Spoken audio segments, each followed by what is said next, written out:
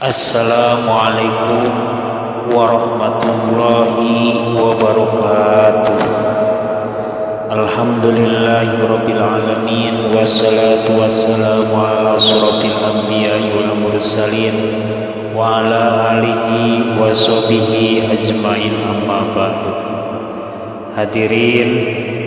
anu dimuliakeun ku Allah Subhanahu wa taala, urang ngajengkeun pembahasan terjemahan sarasa pinatun naja kalawan logat bahasa Sunda, mugia ngajadikeun manfaat pikeun kaula sareng kapala hadirin sadayana anu ngalap manfaat kana ieu terjemahan. Bismillahirrahmanirrahim. Ajijin anu agung bi ibtidai dina dikawitanana Al-Qur'an biha kalawan bismillah aya fi lauhil mahfudin, tegasna di lauhil mahfud, au ba'da jam'ihi atawa sabada ngumpulkeunana ieu kitab Al-Qur'an wa tartibihi sareng dina katartibanana ieu kitab bi mushafin dina mushaf, wa amma sareng anapun ari hadis marwiya anu tos diriwayatkeun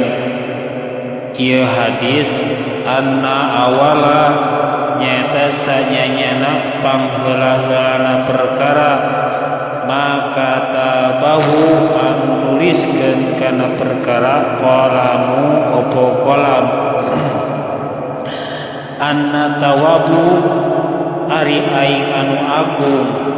tawabu eta anu seueur narima tobat, wa anna atubu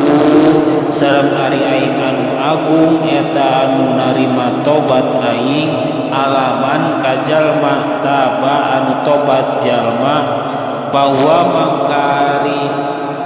ieu hadis pisakin eta ditulis arasin dina tihang aras, wamtisalan sareng karana nurut, wa itaatan sareng tegasna nurut li amrihi kana parentah sallallahu alaihi wasallam kanjeng Nabi sallallahu alaihi wasallam, bi qaulihi dina dawuhan kanjeng Nabi anna awala sanyanyana pangheula-heulana perkara maka tabahu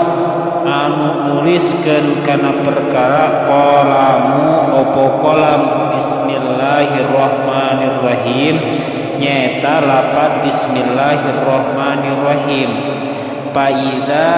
mangka di mana-mana kata betul nulis maraneh kabeh kitaban kana hiji kitab, paktubuha mangka kudu nulis maraneh kabeh hak kana bismillah awalahu dina awana kitab,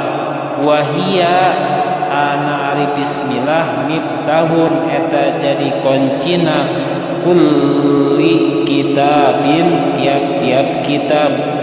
unzila anu diturunkeun ieu kitab, walama nazala sareng dina waktos ngalungsurkeun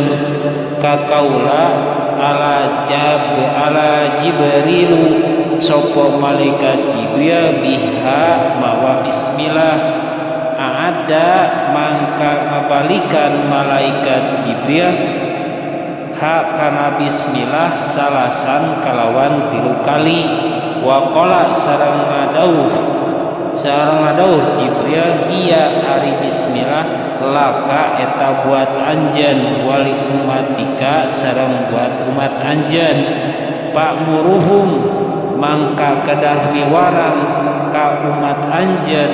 layan muha ante menang ningakeun kana bismillah pisaiin dina hiji perkara min umurihim dina pirang-pirang perkara umat.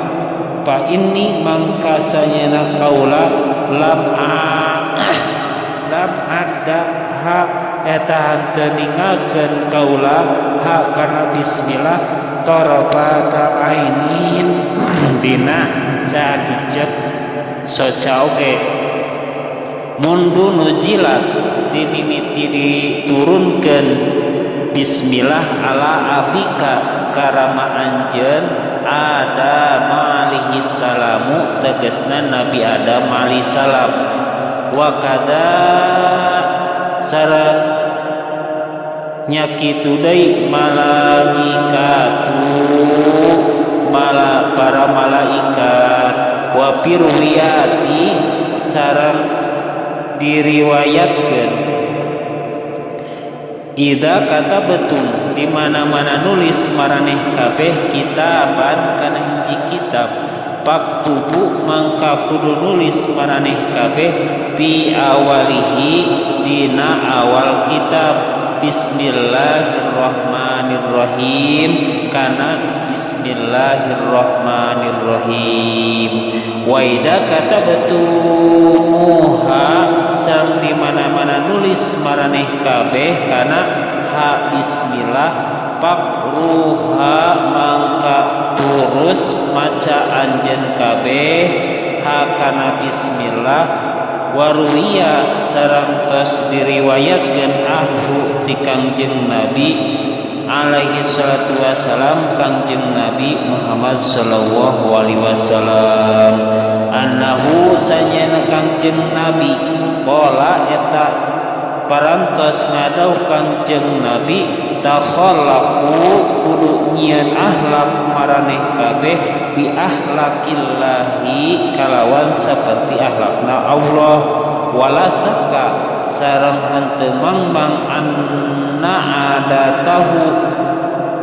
kana sanyana kalakuan Allah taala anu maluhur bi ibtidai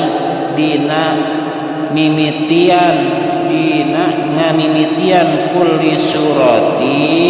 tiap-tiap surah ityanun eta ngadatangkeun bil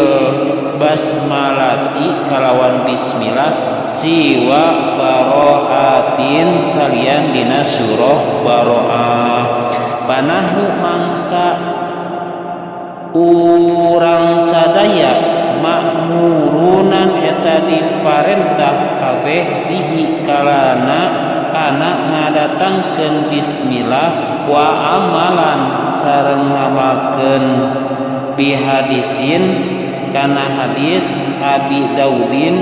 diriwayatkeun Abi Daud wa ghairihi sareng lian Abi Daud kulu amrin ari sakur-sakur perkara balin anu ngabogaan tingkah